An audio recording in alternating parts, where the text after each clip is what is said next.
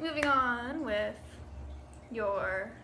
what's the difference between this gastropod and that gastropod? We're gonna do our small swirly snails, which I don't have a ton of representatives of.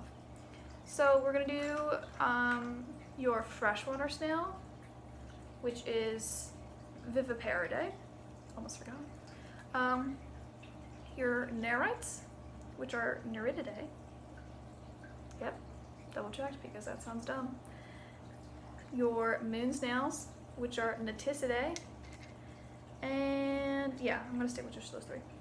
Oh no, and your periwinkles, which are Littorinidae, but I don't have a periwinkle on me. So we're gonna use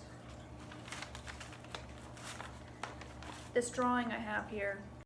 Just kidding. I figured out how to insert photos. I'm getting more and more like a YouTuber every day. These are periwinkles, and I'll insert them when relevant soon. I'll probably upload a photo of it in the description.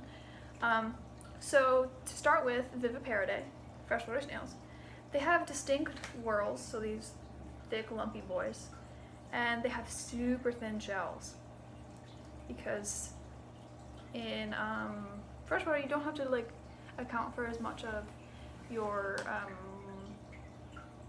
ion loss because Freshwater snails do have to account for ion loss. Marine snails have to account for water loss, which is why their shells are so thick, which is what I meant to say.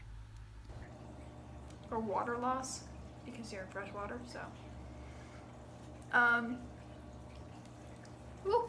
that is compared to periwinkles, which have a more soft slope, and they don't have these like distinct like lumpy whorls, and they have a much thicker shell because they are saltwater snails. They're actually intertidal snails, so they really gotta have like that thick shell, just like nerites. Nerites are also intertidal snails. The difference between a moon snail and a nerite is, well, moon snails are of Neogastropoda. Nerites are of Cyclorhodomorpha, which is their own thing. But nerites have these really like pronounced teeth on their opening, and moon snails are predatory and they're just open here. Moon snails, as I am sure I have talked about before because I love moon snails,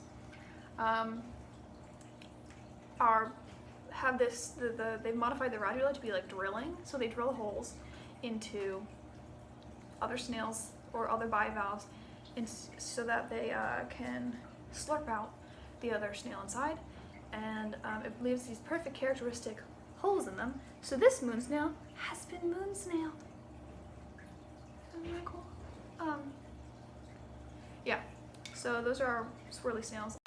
Yeah, so that's our swirly snails. The Littorinids, we're going to do a quick rundown. They have thick shells just like nerites, but they don't have the apertural teeth like nerites. They have a general swirly shape like freshwater snails or Viviparidae, but they have a more lean, mean shape where they are more tower shaped versus Viviparidae has a more cinnamon bun shaped.